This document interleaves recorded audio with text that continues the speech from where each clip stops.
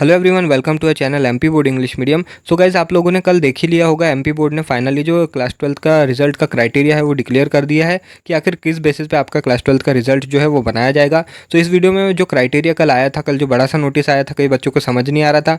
मैंने रात को ही पोस्ट डाल दिया था कि मैं सुबह 10 बजे वीडियो डालने वाला हूँ, तो ये वीडियो आप लोगों के सामने पेश है। इस वीडियो में मैं आपके सारे डाउट्स को क्लियर करने वाला हूँ। इन डिटेल आपको जो क्राइटेरिया है उसको समझा के देने वाला हूँ। इस क्राइटेरिया में हम क्या क्या समझने वाले हैं, इस क्राइटेरिया में देखो आपको कौन कौन सी चीज़ें मैं क्लियर कर देना वाला हूँ, तो पूरा आपको पहले ही बता देता हूँ। इस क्राइटेरिया में आप लोगों को बताया गया है कि किस तरह से आपके क्लास 12th के नंबर जो है वो आपका क्लास 12th का रिजल्ट है वो प्रिपेयर किया जाएगा। 10th क्लास का कौन सा सब्जेक्ट 12th क्लास के कौन से सब्जेक्ट से रिलेशन मैच किया जाएगा वो भी बताऊंगा आप लोगों को। अगर आप मुझे कमेंट करते थे कि भैया हम सीबीएसई से थे, 10th हमने सीबीएसई से दिया था या कई अदर बोर्ड से दिया था, तो उन बच्चों का भी इन्होंने सॉल्यूशन बताया है कि कैसे क्लास 12th वाले बच्चों जो है जो अदर बोर्ड से थे, फॉर एग्जांपल अगर आप सीबीएसई से आपने 10th दिया है तो उन बच्चों को कैसे नंबर दिया जाएगा, प्रैक्टिकल के नंबर कैसे दिए जाएंगे, सारी चीज़ें इस वीडियो में आप लोगों को क्लियर हो जाने वाली है। हो सकता है वीडियो थोड़ा लंबा हो, पर आपसे रिक्वेस्ट है कि वीडियो को एंड तक देखिए। मैं आपको गारंटी देता हूँ बेस्ट आपको एक्सप्लेनेशन देने जा रहा हूँ मैं। जैसा आप लोगों के ब्लूप्रिंट का दिया था वैसे ही इन डिटेल और बिल्कुल सटीक आपको जो एक्सप्लेनेशन वो मिलने वाला है, तो वीडियो को एंड तक देखिए। अगर आपको वीडियो पसंद आए तो प्लीज़ लाइक ज़रूर करिएगा, बिकॉज ये सारे वीडियो बनाने में मुझे काफ़ी ज़्यादा मेहनत लगती है, बिकॉज पूरी चीज़ें मुझे समझना पड़ता है, फिर मैं आप लोगों को समझाता हूँ। तो अगर वीडियो पसंद आए तो इसको लाइक करके अपने दोस्तों में ज़रूर से शेयर कीजिएगा ताकि हर कोई चीज़ें समझ पाए। तो हम ज़्यादा इधर उधर की बातें किए बिना हम स्टार्ट करते हैं। तो जैसा आप देख सकते हैं 29 को ये जो लेटर है ये इशू हुआ है, आई होप आप सभी ने देख ही लिया होगा, पर आपको इसका मतलब समझ में नहीं आ रहा था बिकॉज काफ़ी लेंदी है सा ये नोटिस है और काफ़ी टिपिकल वर्ड्स में भी लिखा गया है। तो आपको एक एक चीज़ समझा देता हूँ। तो सबसे पहले यहाँ पे आप जो देख रहे हैं सबसे ऊपर में यहाँ पे कोविड-19 वगैरह जो लिखा है, यहाँ आपको क्या बताया जा रहा है। मैं देखो गाइस इधर उधर की बातें नहीं करूँगा, ऐसे आपको समझाने की कोशिश करूँगा इन शॉर्ट कि आप लोगों को जो चीज़ लिखी है वो एटलीस्ट समझ में आ जाए। ठीक है, मैं आपको पढ़ पढ़ के नहीं बताऊँगा कोई भी चीज़। तो पहला जो पॉइंट है यहाँ पे कोविड-19 जो लिखा है, यहाँ पे इन्होंने बस समझाने की कोशिश की है कि जैसे कोविड-19 के पैंडेमिक के कारण क्लास 12th के जो एग्जाम है उसको कैंसिल कर दिया गया था, जिसके के कारण क्लास 12th का रिजल्ट अब बनाया जा रहा वाला है 10th क्लास के बेसिस पे। ये यहाँ पे लिखा गया है पहले नंबर के पॉइंट में। अब जो 2 नंबर का पॉइंट है, यहाँ पे आप 2 नंबर देख रहे होंगे सबसे ऊपर, इसका मतलब क्या है। जो यहाँ पे बताया गया है कि जो क्लास 12th का रिजल्ट है, क्लास 12th की एग्जाम कैंसिल कर दी गई थी, उसके कारण जो क्लास 12th का रिजल्ट है अब वो बनाया जाएगा क्लास 10th के बेसिस पे। ठीक है, तो उन्होंने 2 नंबर के पॉइंट में ये बोला है कि क्लास 10th के बेसिस पे आपका रिजल्ट बनाया जाएगा। अब 2.1 नंबर के पॉइंट पे आते हैं हम। तो 2.1 नंबर का जो पॉइंट है वहाँ पे आपको डायरेक्ट बता दूँ तो उसमें ये बोला है चाहे प्राइवेट बच्चा हो चाहे रेगुलर बच्चा हो, कोई भी बच्चा इस साल फेल नहीं होने वाला, सभी बच्चे जो है वो पास कर दिए जाएंगे। अब 2.2 नंबर के पॉइंट पे आते हैं। तो 2.2 नंबर का जो पॉइंट है वहाँ पे ये बताया जा रहा है कि जो आपका रिजल्ट है वो क्लास 10th के बेस्ट 5 सब्जेक्ट के मार्क्स के बेसिस पे बनाया जाएगा।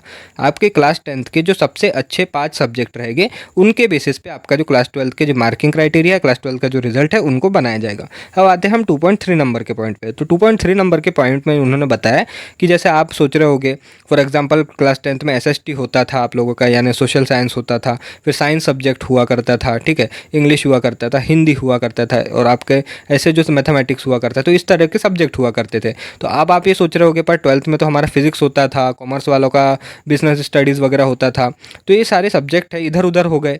फॉर एग्जांपल क्लास 12th में तो SST था, पर 10th में तो हाँ क्लास 10th में हमारे पास SST था यानी सोशल साइंस था, पर 12th में तो हमारे पास सोशल साइंस है ही नहीं। फॉर एग्जांपल कोई बायो वाला बच्चा उसके पास तो सोशल साइंस है ही नहीं। वहीं अगर कॉमर्स वाला कोई बच्चा है तो उसके पास साइंस नहीं है यानी फिजिक्स केमिस्ट्री नहीं है। तो आखिर क्लास 10th के किस सब्जेक्ट से मैच किया जाएगा क्लास 12th के किस सब्जेक्ट को, मेरी बात को ध्यान से सुनना।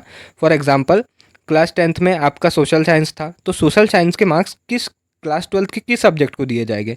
फॉर एग्जांपल आपके सोशल साइंस के जो नंबर है, SST के जो नंबर है वो क्लास 10th में थे, क्लास 10th के बेसिस पे आपका रिजल्ट बनने वाला है, तो क्लास 10th के सोशल साइंस के नंबर क्लास 12th के किस सब्जेक्ट को दिए जाएंगे, ये आपको बताया जा रहा है। ठीक है, इसके लिए इन्होंने एक मैपिंग क्राइटेरिया बनाया है, वो आपको वीडियो के एंड में मैं बताऊंगा, बिकॉज ये भी जो PDF के एंड में ही उन्होंने जो मैपिंग क्राइटेरिया, मैपिंग का मतलब ये है कि उन्होंने बताया है कि क्लास 10th का सब्जेक्ट कौन सा सब्जेक्ट क्लास 12th के कौन से सब्जेक्ट के साथ रिलेशन मैच खाएगा, यानी 10th के किस सब्जेक्ट को 12th के किस सब्जेक्ट से मैच किया जाएगा। ठीक है, तो आप लोगों को वो सारी चीज़ें मैं एंड में बताऊंगा, मैपिंग क्राइटेरिया एंड में दिया गया है। तो इस पॉइंट का मतलब यही था, मैपिंग क्राइटेरिया। अब आते हैं हम 2.4 में। 2.4 में क्या बताया गया है, थर्ड लैंग्वेज वालों के लिए, जैसे कुछ बच्चों को एडिशनल एक लैंग्वेज रहती है, फॉर एग्जाम्पल किसी की मराठी हो गई, हिंदी इंग्लिश प्लस मराठी हो गया, किसी का हिंदी इंग्लिश प्लस संस्कृत हो गया, तो ऐसे बच्चों का बारे में ये जो थर्ड पॉइंट है, ज़्यादा बच्चों की एडिशनल लैंग्वेज होती नहीं थी, तो इस पॉइंट पे मैं ज़्यादा गंभीरता से विचार व्यक्त नहीं करने वाला। तो अब आते हैं हम 2.5 नंबर के पॉइंट पे। तो 2.5 नंबर पे भी यही बताया गया है कि जो मैपिंग क्राइटेरिया है, जो आपको बताया मैंने कि कौन से सब्जेक्ट के नंबर कौन से सब्जेक्ट को दिए जाएंगे, तो ये पूरा डिसाइड करेगा आपका mapping criteria. Mapping criteria video के एंड में है, तो वीडियो के एंड तक ज़रूर देखिए, सारी चीज़ें आपको समझाने जा रहा हूँ, ठीक है। फिर आते हैं 2.6 नंबर के पॉइंट पे। जो ये 2.6 नंबर का पॉइंट है, आपको सही लिटरली बता दूँ तो ये मुझे भी इतने अच्छे से नहीं समझ में आया है, बिकॉज ये थर्ड लैंग्वेज वालों के लिए, जिस बच्चे की थर्ड लैंग्वेज थी उन लोगों के लिए जो पॉइंट दिया गया वो है कि आपका बेस्ट ऑफ 5 सब्जेक्ट पे बताया गया है, किसी रिजल्ट बनाया जाएगा बेस्ट ऑफ 5 सब्जेक्ट पे। पर किसी का अगर एडिशनल लैंग्वेज रहता है, थर्ड लैंग्वेज रहता है, तो उसके तो 6 सब्जेक्ट हो गए, तो उससे रिलेटेड ये छठवा वाला पॉइंट है। तो ज़्यादा बच्चों का आपका जो थर्ड लैंग्वेज है वो होता नहीं है, तो मैं इस वाले पॉइंट पे ज़्यादा डिटेल में बात नहीं करने वाला। अब आते हैं हम तीसरे नंबर के पॉइंट पे। तो ये जो तीसरा नंबर का पॉइंट है, ये है प्रैक्टिकल पे, कि आखिर आपको प्रैक्टिकल के नंबर कैसे दिए जाएंगे। यानी आपका जो रिज़ल्ट है, अब उसमें दिखाना तो पड़ता है। मैंने आपको कई बार मेरे रिज़ल्ट की फ़ोटो दिखाया हूँ, जो अपना प्रीवियस वीडियोस थे बहुत सारे, उसमें कई बार आपको मेरा रिज़ल्ट की फ़ोटो दिखाया हूँ। तो उसमें आप देख सकते होगे, पहले थ्योरी के नंबर दिए रहते थे, फिर उसी के साइड में प्रैक्टिकल के नंबर दिए रहते थे।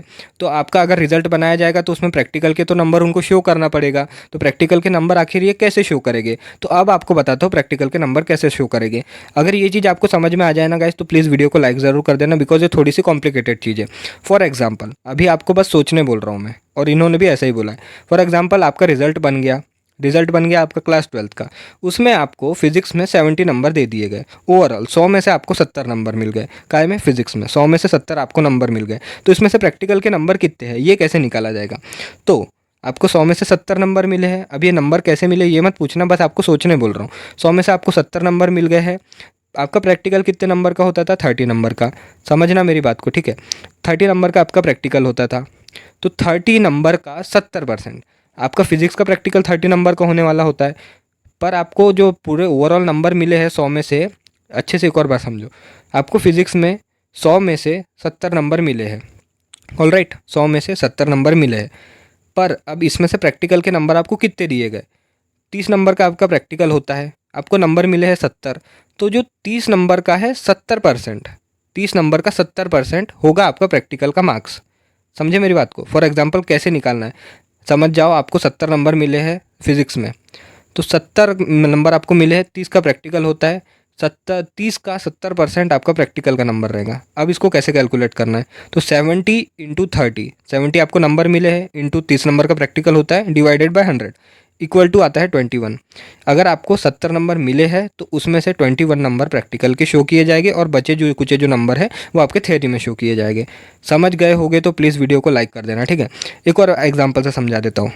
फॉर एग्जाम्पल, आपको ओवरऑल 100 में से 60 नंबर मिले हैं फिजिक्स में, तो इसमें से प्रैक्टिकल के कितने नंबर हुए? 30 नंबर का आपका प्रैक्टिकल होता था, ठीक है। 30 नंबर का आपका प्रैक्टिकल होता था, तो 60 इंटू 30 डिवाइडेड बाय 100 कितना आता है? 18। 80 नंबर होंगे आपके प्रैक्टिकल के। 18 आपके प्रैक्टिकल के कॉलम में शो किए जाएंगे, और रिमेनिंग जो 60 में से जितने बचे 18 को काट दिया जाए तो उतने आपके थ्योरी में शो किए जाएंगे। वैसे ही अगर आपको 80 नंबर मिले हैं तो 80 इंटू 30 डिवाइडेड बाय 100 कितना आता है? 24। तो 24 आपके प्रैक्टिकल के नंबर है, और वहीं आपके जो मतलब बाकी जो है थ्योरेटिकल पोर्शन में शो किया जाएगा। 80 में से 24 आपके प्रैक्टिकल है, अदर जो है वो थ्योरेटिकल नंबर है। समझ गए? इतनी चीज़ अगर समझ गए होगे तो आई होप गाइस आप लोगों को वीडियो बहुत अच्छी लग रही होगी, तो प्लीज़ इसको लाइक ज़रूर कर देना, ठीक है। तो अब आते हैं हम चौथे नंबर के पॉइंट पर। तो चौथे नंबर के पॉइंट में क्या बताया गया है, यहाँ पे जो बात की गई है ये है अदर बोर्ड वालों की, कि भैया मैं सीबीएसई से था, भैया मैं महाराष्ट्र बोर्ड से था, मैंने 10th महाराष्ट्र बोर्ड से दिए, भैया मैंने सीबीएसई से दिए। तो ऐसे बच्चों का क्या होगा? तो ऐसे बच्चों के लिए एमपी बोर्ड ने एक पूरा क्राइटेरिया दिया है चौथे नंबर का। यहाँ पे आप देख सकते हो 4.1, 4.2, ये पूरे पॉइंट समझाने जा रहा हूँ। तो इसमें आपको अदर बोर्ड वालों के बारे में जानकारी दी है, और अदर जो बोर्ड वाले थे, अदर स्टेट वाले थे। तो ऐसे बच्चों का क्या करना है, तो यहाँ जो 4 नंबर का जो पॉइंट दिया है इसमें बताया गया है, ये जो आपको जितनी चीज़ें अभी बताने जा रहा हूँ मैं, ये जो बोर्ड वाला बताया मैंने, जो बच्चा अदर बोर्ड से था या अदर स्टेट से था, तो ये जितनी भी चीज़ें हैं इनमें से आपको कोई चीज़ करने की ज़रूरत नहीं है, सारी चीज़ें आपका स्कूल करेगी। हो सकता है आपसे बस आपकी 10th क्लास की मार्कशीट मांग ली जाए, तो वो जा करके दे दीजिएगा। बाकी पूरी चीज़ स्कूल करने वाला है, ठीक है।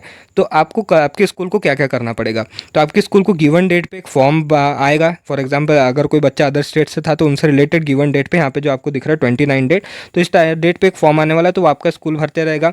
4.2 पॉइंट में यहाँ पे बताया गया है कि जो छात्र है उसका रोल नंबर वगैरह आप लोगों को भरना होगा। स्कूल वालों के लिए ये सारी चीज़ें, आप लोगों के किसी काम का नहीं, फिर भी आप लोगों को बता रहा हूँ, रोल नंबर वगैरह भरना होगा। फिर 4.3 पॉइंट में इन्होंने बताया कि जो एडिटिंग का ऑप्शन आता है, एक बार अगर आपने भर दिया तो दोबारा से आप एडिट नहीं कर सकते।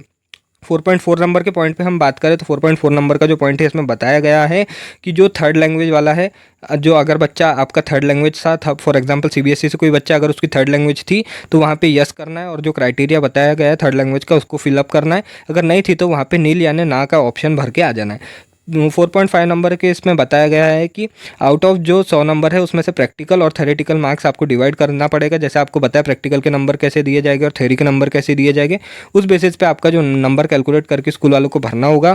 फिर 4.6 नंबर के पॉइंट पे इन्होंने बता दिया गया है कि आपको जैसे जो स्कूल वाले हैं वो अगर आप लोगों का पूरा क्राइटेरिया भरते हैं उसके बाद आपकी जो क्लास 10th की रियल मार्कशीट रहेगी उसको स्कैन करना होगा। ये सारी काम गाइस स्कूल वालों को एक और बार बता देता हूँ।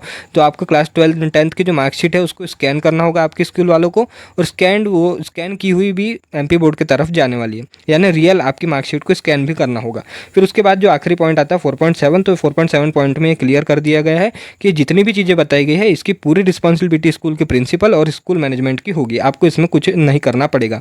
5वें नंबर की पॉइंट की बात करूँ तो 5वें नंबर की पॉइंट में यह बताया गया है कि अगर कोई बच्चा अपने रिजल्ट से सेटिस्फाइड नहीं है तो वो कोविड-19 के जो पेंडेमिक की कंडीशन है वो थोड़ा कम होने के बाद जैसे रिजल्ट आ जाता है उसके बाद जो है आप लोगों का ये फॉर्म फिलिंग चालू हो जाएगी। फॉर एग्जांपल जैसे जो बच्चा इंटरेस्टेड है कि यार मेरा जो रिजल्ट आया है इससे मैं सेटिस्फाई नहीं करता हूँ, तो वो उन बच्चों की लिस्ट तैयार की जाएगी, उन बच्चों का फिर से इनरोलमेंट वगैरह होगा और आप लोग चाहो तो एग्जाम दे सकते हो, ठीक है। फिर उसके बाद आता है 6वें नंबर का पॉइंट। तो 6वें नंबर के पॉइंट में ये बताया गया है कि इस साल कोई मेरिट लिस्ट पब्लिश नहीं की जाएगी। अब क्लास 12 का रिजल्ट तो दिया जाएगा पर हर साल के जैसे जो मेरिट लिस्ट वगैरह दी जाती थी मेरिट लिस्ट नहीं जाएगी। तो इससे हमको एक चीज़ समझ में आता है कि इस साल हो सकता है मेरिट लिस्ट नहीं आएगी तो यार आपका जो प्रतिभाशाली योजना यानी लैपटॉप वाली योजना हो सकता है वो ना मिले इस साल, ठीक है। तो अब हम बात करते हैं, वीडियो काफ़ी लंबा हो रहा है गाइस पर मैं भी इतनी मेहनत कर रहा हूँ तो आप भी मेरे साथ बने रहो, तो ठीक है। तो अब हम बात करते हैं तालिका के बारे में कि कौन सा सब्जेक्ट कौन से सब्जेक्ट से रिलेशन करेगा। तो वीडियो अब यहाँ तक अगर आप देख चुके तो please thank you so much guys पहले तो, और आपसे रिक्वेस्ट है प्लीज़ वीडियो को लाइक कर दीजिए।